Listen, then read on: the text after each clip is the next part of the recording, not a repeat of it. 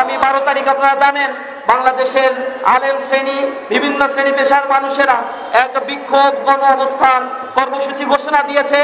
আমরা তাতে পূর্ণ সমর্থন জ্ঞাপন করছি। আমরা এক ঐতিহাসিক জমায়েত করতে যাচ্ছি বাংলাদেশে।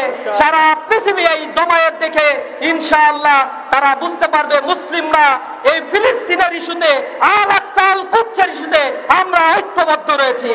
প্রিয় বন্ধুগণ, আমরা অত্যন্ত দুঃখ ভারাক্রান্ত হৃদয়ে আজ এই সমাবেশ করছি। সারা পৃথিবীর মুসলিম আজ গর্জে উঠেছে। পৃথিবীর প্রতিটি আনাচে কানাচে মুসলমানরা প্রতিবাদ জানাচ্ছে। তারই অংশ হিসেবে বাংলাদেশ ইসলামী ছাত্র শিবির সপ্তাহব্যাপী এই জায়নিজমের বিরুদ্ধে কর্মসূচি ঘোষণা করেছে। সেই কর্মসূচির অংশ হিসেবে আজ বাংলাদেশের সকল মহানগর শাখায় এই বিক্ষোভ সমাবেশ অনুষ্ঠিত হচ্ছে। এই বিক্ষোভ সমাবেশ থেকে আমরা ওই জায়নিজমকে বলে দিতে চাই, বাংলাদেশ থেকে লক্ষ কোটি তৌহিদি জনতা তোমাদেরকে জানিয়ে দিতে চায়, বাংলাদেশ থেকে আমরা বলছি ওই ফিলিস্তিনে যদি এই জায়নিজম তোমরা বোমা নিক্ষেপ করো, নিঃসন্দেহে আল্লাহ রাব্বুল আলামিন তোমাদেরকে সেভাবে ধ্বংস করে দিবেন যেভাবে আবাবিল পাখি তিনি প্রেরণ করে ওই আপনার বাহিনীকে ধ্বংস করে দিয়েছিলেন। মুসলমানরা আজ চেতনা ভুলে গিয়েছে। এই আল আকসা জেরুজালেম মুসলমানদের পিতৃপুরুষের সম্পত্তি। এই আল আকসার প্রতিষ্ঠাতা ছিলেন মুসলিম মিল্লাতের জাতির পিতা হযরত ইব্রাহিম আলাইহিস সালাতু ওয়াস সালাম।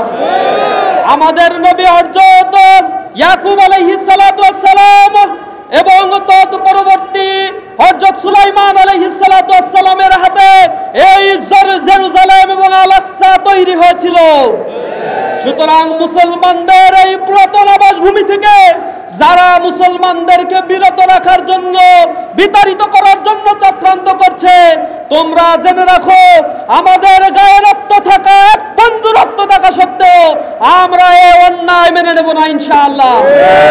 আমরা দীপ্ত কণ্ঠে বলে দিতে চাই, আজ পর্যন্ত 2 বছর ধরে অনবরত বোমা নিক্ষেপ করা হয়েছে।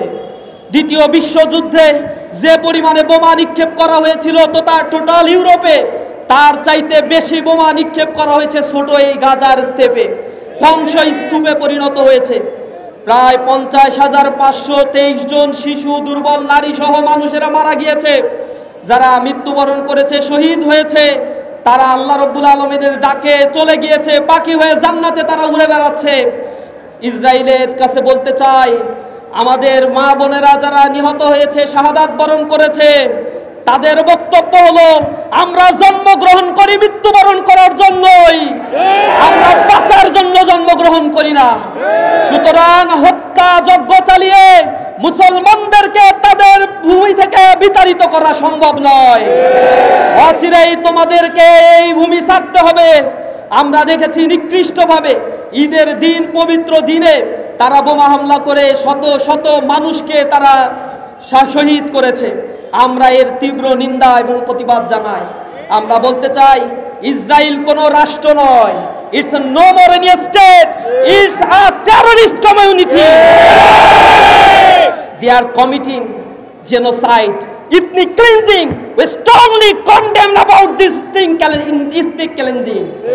প্রিয় বন্ধুগণ, ইসরায়েল রাষ্ট্রকে যারা সহযোগিতা করছে, আমরা দেখতে পাচ্ছি মানবতার ধ্বজাধারী গণতন্ত্রকে তারা ওন করে নাকি।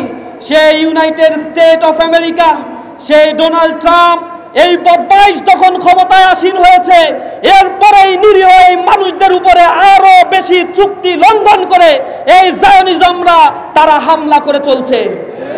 তারা ডেমোক্রেসির কথা বলে, গণতন্ত্রের কথা বলে পৃথিবীর মুসলিম উম্মাহকে তারা আন্দেশ করার জন্য চক্রান্ত করছে।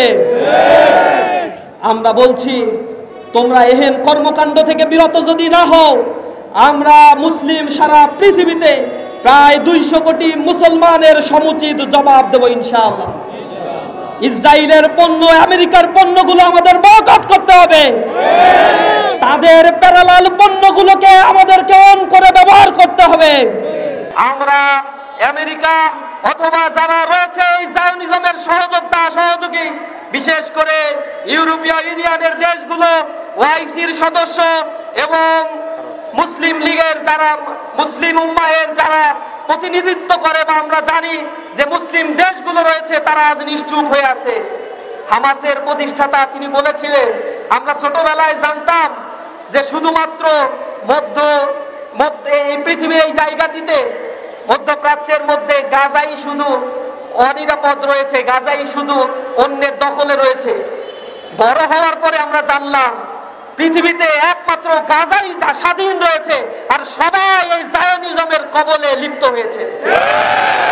ভাইয়েরা, আমরা শান্তিপূর্ণভাবে বাংলাদেশ থেকে আমাদের প্রতিবাদ জানাই। যারা ইহুদি রাষ্ট্রের আশেপাশে বসবাস করছে, সেই রাষ্ট্রপ্রধানদের কাছে আমরা আহ্বান জানাই, তাদেরকে বয়কট করুন। আল্লাহ রাব্বুল আলামিন আপনাদেরকে পৃথিবীর ন্যাচারাল রিসোর্সের 60% দান করেছে। আল্লাহর এই সম্পদগুলো আপনারা মুসলিম উম্মাহের দুর্দিনে অবশ্যই কাজে লাগাবেন, এটা আমাদের আশা। আমরা আল্লাহ রাব্বুল আলামিনের কাছে প্রার্থনা করি, আল্লাহুম্মা আনসুর মান নাসারা দীন মুহাম্মাদিন সাল্লাল্লাহু আলাইহি ওয়াসাল্লাম ওয়া লা তাজআলনা মিনহু ওয়াখযুল মান খাযালা দীন মুহাম্মাদিন সাল্লাল্লাহু আলাইহি ওয়াসাল্লাম ফালা তাজআলনা মিনহু।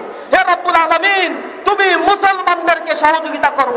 আল্লাহ, ওই দুর্বল নারী শিশুরা আজ তোমার কাছে প্রার্থনা করছে, রব্বানা আখরিজনা মিন হাযিহিল ক্বরিয়াতি যালিমি আহলুহা ওয়াজআল লানা মিন লাদুনকা ওয়ালিয়্যা ওয়াজআল লানা মিন লাদুনকা নাসীরা।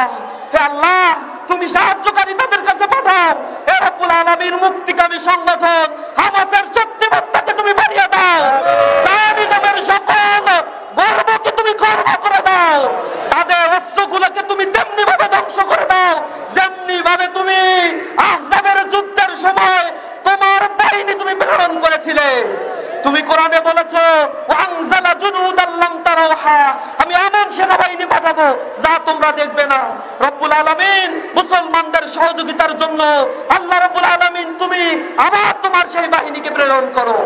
প্রিয় ভাইরা, আমরা উদ্বেগের সাথে লক্ষ্য করছি, আমরা যখন এই কর্মসূচিগুলো পালন করে পৃথিবীতে বিভিন্নভাবে প্রেসার ক্রিয়েট করার জন্য জায়নিজমের উপর চেষ্টা করছি, তখন বাংলাদেশে বিচ্ছিন্ন কিছু জায়গায় কিছু ভাইদেরকে আমরা দেখতে পাচ্ছি দোকান পাটে হামলা করে লুটপাট করছে। এগুলো কখনোই আমরা কামনা করি না। এ সকল হীন কর্মকাণ্ড থেকে সকলকে বিরত থাকার জন্য আহ্বান জানাই।